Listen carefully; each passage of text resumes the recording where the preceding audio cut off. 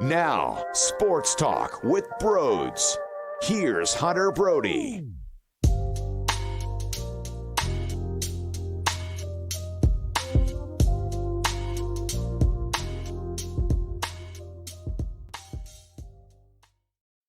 What is going on, everybody? Welcome on into Sports Talk with Broads. I still can't get over what Jalen Hurts did against the Vikings Monday night. He was outrageous, okay? Sensational. To the point where I keep getting some responses to what I said before the game happened. And I was wondering what type of quarterback we had. But the level that I said you need to win, which isn't going out on a limb here, was Josh Allen, Pat Mahomes, Justin Herbert. Those are the style of quarterbacks that I think gets you as far as humanly possible consistently in this league. Well, after that effort, after those results, and right now, after 2 weeks of play, yes, there's plenty more football to look at, but after 2 weeks, that's kind of what we got. So that's why I'm feeling as strong as I am, because he's playing at that level of those QBs that are unreal.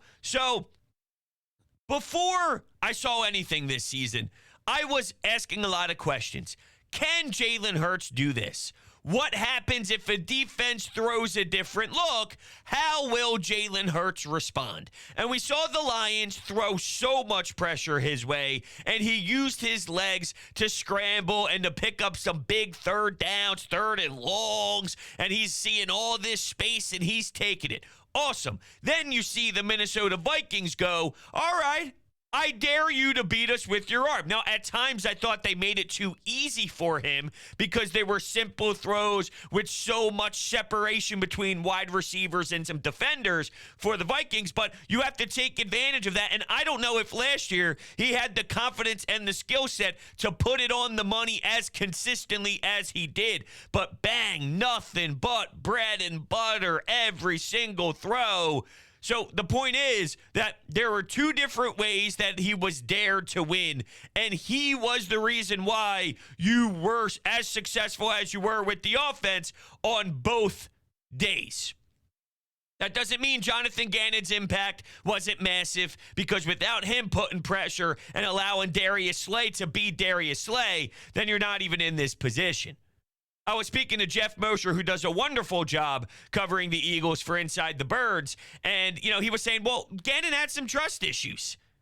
And I go, well, if you're a defensive coordinator in this league and you don't trust your players, especially a talented roster that they have now, what the hell are you doing? Right? Like, that doesn't even add up to me. He's right. Moshe's right to say that he didn't really have full faith in his squad, and that's why maybe, because I asked the question, does Gannon really want to run this scheme? Because we're talking about 20 games into his career as a DC. And if he did it the other way for 19 of those games, why would I imagine he prefers this? It's almost like he's doing it because he's so desperate. I got to do something. My way isn't necessarily paying the bills, so I have to do something different. And he goes, not really. Most goes, because he just didn't trust him. But that upsets me. If the defensive coordinator didn't trust Darius Slay, James Bradbury, Vontae Maddox, look at what happens when you do. Come on now, JG. I still have questions on him, but now when I watch Jalen Hurts, to get back to the quarterback, it's less about can he, or what happens if a team does something different. Now, it's more about, I can't wait to watch him do it because I feel he can. That's how much my confidence has grown with the quarterback. And even at the end of last season, I understood there's a growing process. I know you don't just walk into the NFL your first year as a starter and then dominate, but there were a lot of throws left out on the field too. And he had to clean that up. And I didn't expect his ceiling to jump as high as it did, as quickly as it did. Now, maybe shame on me, because you know about the work ethic. You know about the 7,000-pound squats that he does, and that just defines the type of guy that he is when he prepares, and knowing that he's all about being coached and everything involved. But seriously, come on. You'd be a liar to think, I saw that coming against Minnesota. You saw one of the best performances we've ever seen from a quarterback position outside the day that Mike Vick had 6 touchdowns? No.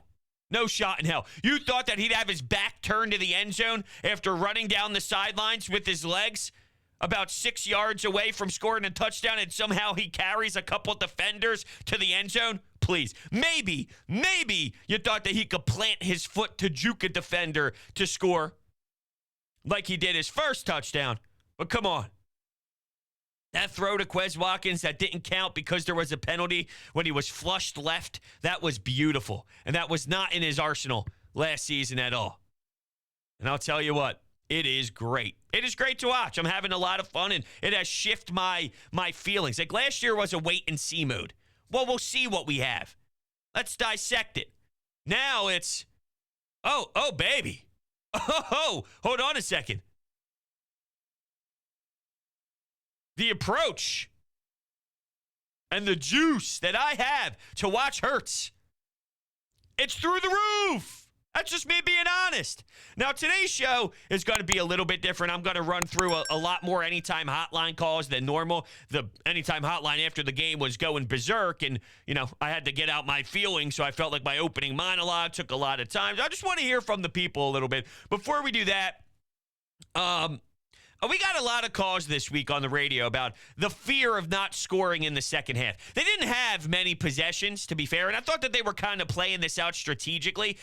And how many times are you going to have a field goal blocked the way that they did? My guess would be not many. So that would have at least been 3 on the board. Not that 3 would have satisfied the people that are still upset about it. My point is, if you watch that game, right, while they did not score in the second half, did you think that they were out of control and they were completely lost and they looked so awful in that second half, and that's why they didn't score? Like, it doesn't pass the smell test to be aggravated that they didn't score. I think that's just box score viewing afterwards. There's reasons to look at a box score, and there's reasons to put value into certain statistics in a box score afterwards, but it doesn't tell the full story. I thought the Eagles were in control the whole time, and let's be honest, the Vikings didn't score any either. So each game is going to be different.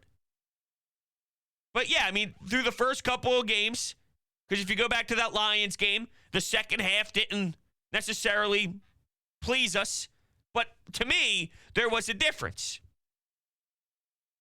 I don't look at the second half the same way against Minnesota than I do the Lions. But they were in control that whole time. At that point, I think you're just bitching to bitch. And that's different than the first game reaction, because I wasn't just bitching to bitch with Jonathan Gannon and being upset even though they won, because do you see the alternative? This is why we were upset with JG after the Lions, because this is the type of defense that they should be running, and that wasn't the case when they let their foot off the gas. So that wasn't bitch just to bitch. That was bitch with a purpose, because we got the results we were looking for. Bitching to bitch would be they didn't score any in the second half. Now, if they don't score any in the second half against Washington and it costed them the 3 and outs, they look awful, out of sync, pathetic, disturbing, it's different. It's a case by case. There was no reason to worry and think that they were losing it at all with the Vikings. It's a team game. Defense had their back whenever something went wrong. Kenneth Gainwell can't make a catch on a pass, interception. Defense is there. I can't wait to see how Darius Slay just continues this, because the dude's playing at an all-time high. All right, let's rock some calls and just react today. A little looser than normal. All right, here we go. I have no idea how long some of these are, but I just snagged them from the voicemail box. Here we go. Domination. Completely dominated the Minnesota Vikings tonight on both sides of the ball. Jalen Hurts, I would say, arguably had the best game that he's ever had as a professional. He had 1 interception, and that wasn't even really his fault. That went off Kenneth Gainwell's hands. Like, he pretty much had a perfect game. This defense that was derided so much past week for the performance against the Lions, and rightfully so, they came to play, and Darius Slay as Defensive Player of the Year worthy performance. This team looks really good, and let's go take down Wentz next week.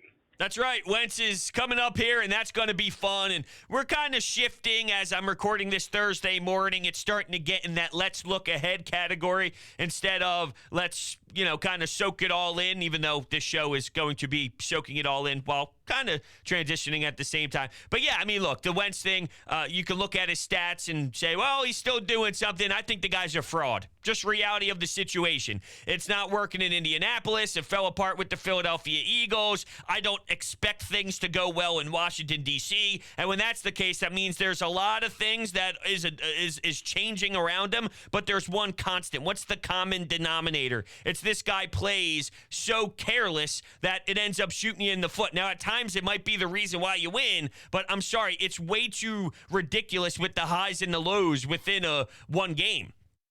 I kind of had a debate of, all right, I get that Carson Wentz has better talent than the other person I'm about to bring up, but if you were starting a franchise, would you rather have a steady Eddie where you kind of know what you're going to get week in and week out consistently, so maybe you can build structure around that, or someone that plays so wild that I don't know if I'm getting 4 interceptions or 6 touchdowns and 5 interceptions. Am I going to get a Jameis Winston 30-30 style of season? What can you do with that if that's the case? Does that put you in a comfortable spot? Would you rather have Carson Wentz or Kirk Cousins leading your crew? And I think that there's more than just what's happening on the field, but I don't think Carson Wentz relates very well with his teammates. I think people like Kirk Cousins more than they do Wentz. I chose Kirk Cousins, not that I'm in love with either of these two. What I would probably do is package up some picks and pull a Howie Roseman to go up in the draft and find somebody new. But if I was put on the spot and had to choose between the two, I'm probably thinking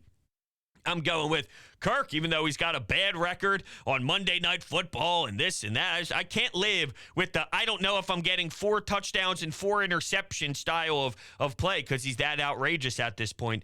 But yeah, I mean, dude, you said that Jalen Hurts was almost perfect.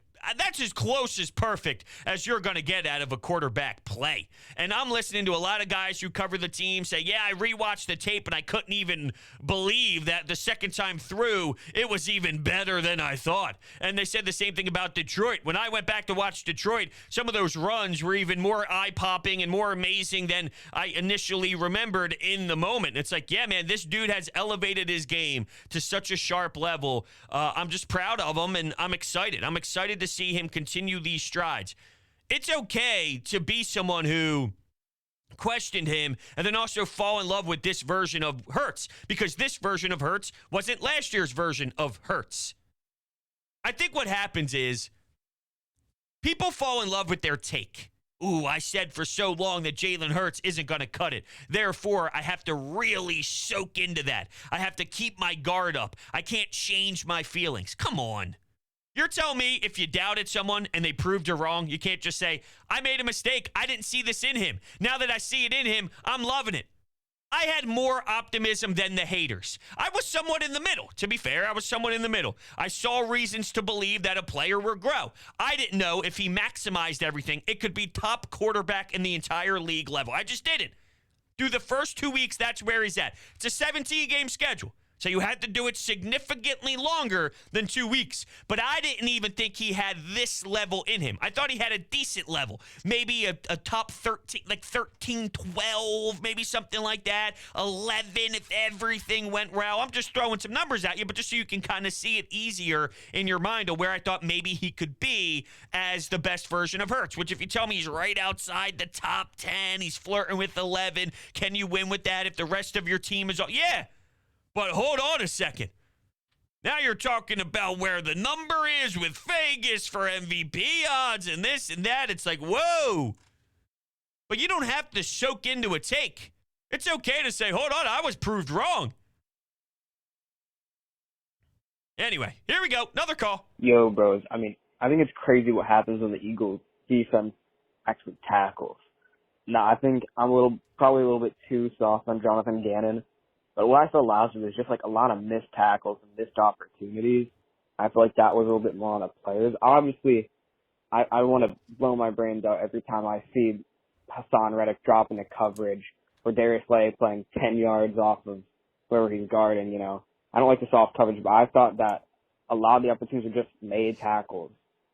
at least for the defense. And I mean, Darius, they put on a clinic. I don't think I've really ever seen a cornerback recently clamp up a receiver that good to that degree and just have that good of a game. I mean, Jalen Hurts, what more do you want him to do? The interception, not really his fault. I would like to see a little bit more in the second half, but really that's just nitpicky. He played a smart game in the second half. In the first half, he was just almost perfect. Smart. He is a very, very smart player. He doesn't traditionally turn the ball over. He makes smart plays. I even think some of his incompletions, and once again, this goes back to just looking at the box score, is him running out of the pocket, realizing that there was nothing there. And this was more Detroit than anything else, but getting the ball, throwing the ball away, getting it out of bounds. So then it's not 2nd and 15, it's 2nd and 10. And, it's smart football that Carson Wentz didn't necessarily do. He's always looking for the home run. I think the missed tackles thing, though, from week 1 is fascinating because we spoke to Dave Zangaro, who does a great job covering the Eagles on NBC Sports Philadelphia, and he talked about the angling of when Jonathan Gannon had a lot of his players back, it put his team in a bad position to come up and make that tackle. Think about Dallas Goedert going full speed at a player one-on-one. What do we expect him to do? Win that battle, right? And it's a lot easier to do that if he's putting his head down and he's got a bunch of yards to start getting activated and to start getting his legs churning so he can reach full speed and really mow people down, lower the shoulder, get a big time gain, right? Like that's what we expect. Well, if you're playing your guys so far back, and then at times they have really tough angles and a tough job to get back to if you're starting so far back and now you got to run towards the guy and that guy's already starting to get going, it makes them have a harder time. So it's almost like JG put his team in a bad position and gave them horrible opportunities to make certain tackles. Now, I'm not putting all the blame on him. I also think it's the approach of the offseason, the approach of not tackling to the ground during training camp and not playing the preseason games and all that. But don't forget that there is an element here of asking a player to do very difficult tasks. They didn't have that issue in week 2. Now, why was that? Well, maybe because they were swarming and suffocating. The fact that Dalvin Cook, Adam Thielen, and Justin Jefferson looked that lost, that's too many weapons for them to look out of sync. To the point where, I mentioned the Irv Smith drop in the postgame show and how much that could have been different. But that's JG almost saying, you know what? If that guy's going to beat us, so be it. I could live with that. And it's hard for me to argue. So while that was something I didn't like, and I thought they got away with one, statistically speaking here, maybe it makes sense that he dropped it because, that's the option we'll give you? Okay. And it makes a lot of sense because he's not as high on the depth chart as the other weapons that I just mentioned. And those are the types of results that you get when you dare them to beat you with an Irv Smith Jr. I just hope JG keeps going because I could see a way that he doesn't and he falls back into his old ways. Until I see it longer, I'm sorry. I don't feel as confident on him as I do the quarterback right now. How's it going, bros? Love the win tonight. Love it. Defense looked 100 times better than we did last week in Detroit. Love that Gannon decided to actually blitz tonight. Burke literally was just throwing the ball up to God, hoping someone not in the white jersey would catch it, which didn't happen. The only criticism I have is that we didn't score in the second half, and I would have liked to at least score one touchdown there. But still a great team win. Can't wait to see what Carson Wentz lose next week. Go Birds.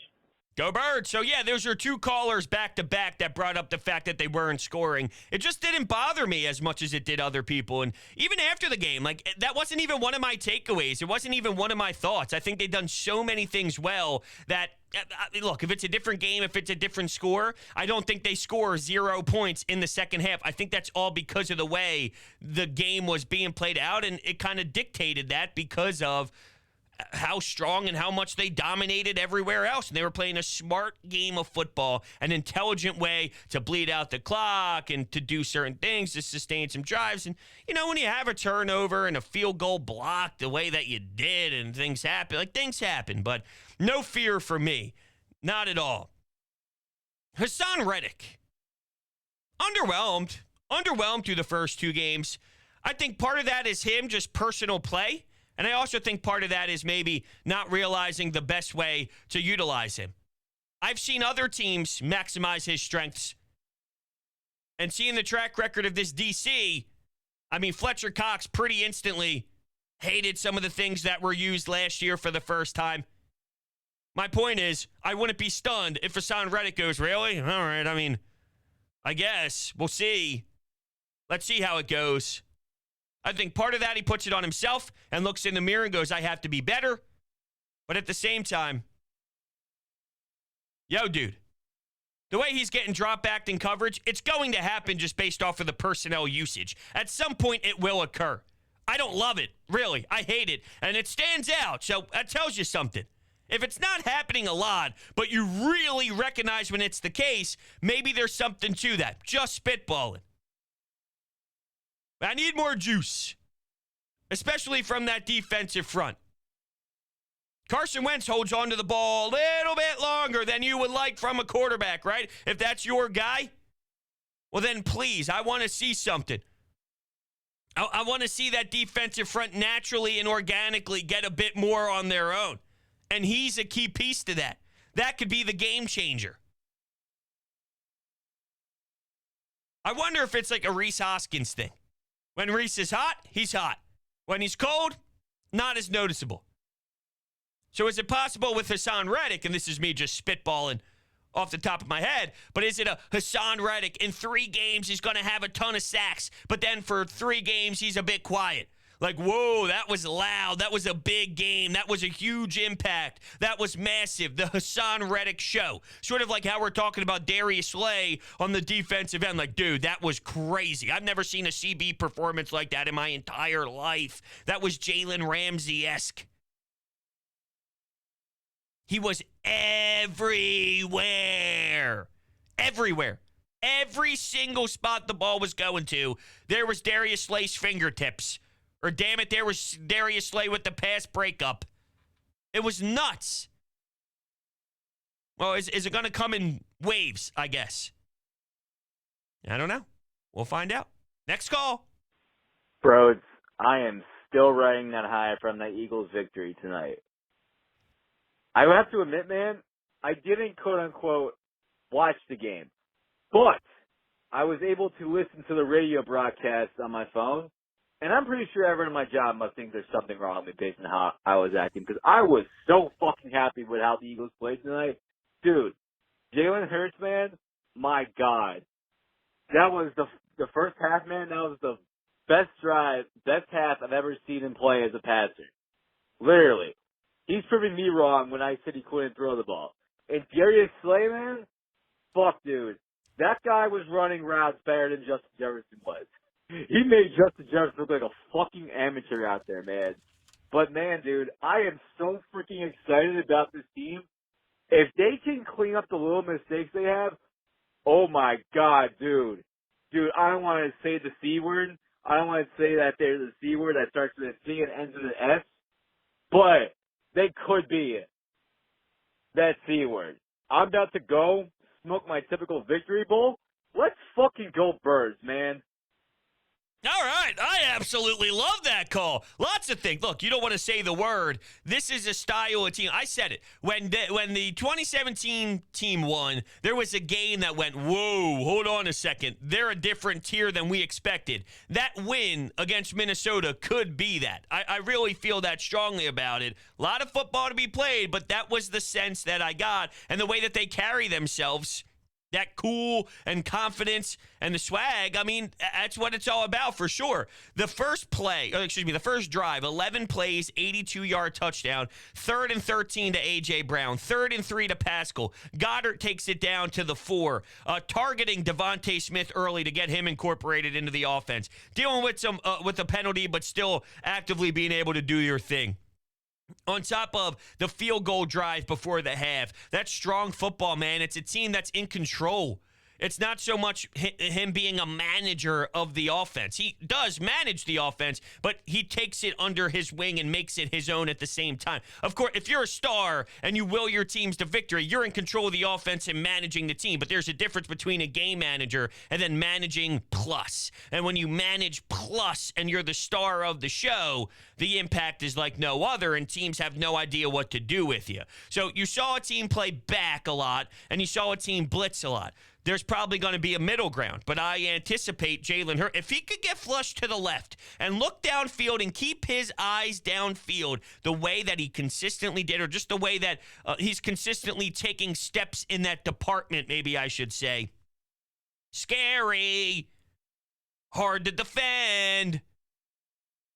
Domination occurs. They could really do something special. I'm just being honest with you. It's okay to feel this great about it. I think at times there's afraid. There's fear. People are afraid of commitment because it can break your heart if you open it up. It's like starting a new relationship. At what point do you say the L word? At what point do you let them know that the connection is stronger than it was maybe a week ago or 2 weeks ago or when you guys first met? Like there's something really there. It takes time to open up because there's a fear of commitment in case there is a heartbreak. There's the same thing going on with the sports world. Don't be afraid. If something is telling you that, hold on a second, maybe you should open up. Don't push back on the feelings. And if you get your heart breaking, so be it. So be it. Isn't that part of being a sports fan? Isn't that part of this? If you're not going to enjoy when a team looks this type of way, well, what are we doing here? If you're going to poo-poo it now, what's the point of being a sports fan? Because this is the time to allow it. This is the time to let everything rock and to embrace it. And I'm embracing it, damn it. We'll take one more call here and then wrap things up. Bros, I love the content. I love the Anytime Hotline. What the hell am I watching tonight? Bryce Harper and Travis Kelce in the crowd? Like, don't you guys have practice tomorrow? Darius Slay giving the ball to Harden? And the Eagles winning on Monday night? Easily? No way, bros. No way. Yeah way. The Travis Kelce thing I love. My guy's pounding beers up there, and he's watching his brother play. I mean, that's fantastic. So, yeah, I mean, are we complaining that people were there? I think, if anything, that is a description of why this team, it was game one, so it's not like it was game one at home. It's not like it was the third or fourth game and we have more substance, so everyone's like, hey, I got to get down there. But at the same time, there was so much excitement that it was like, hey, everyone needs to get down there. I think seeing all the stars just reflects what type of team this could be, which is a must-see. We have to go watch them. We need to see it live because they're so talented type of roster. The Bryce thing. And I didn't expect to kind of go down this path on an Eagles show. I could maybe utilize this on a Philly show. But he was sitting in Mike Trout's seats, right? Where was the rest of the team? I don't know. Just saying. All right, everyone. Thank you all so much for hanging out with me today. Go Birds. I love this football team. I can't wait till Sunday. The worst part about Monday Night Football is waiting for Monday Night Football. The best part about Monday Night Football is when that game's over, week 3 comes around a lot quicker. So please, save me, football. I need you here. Thank you all so much for watching. Hit that subscribe button if you're new, and I will see you on the next one.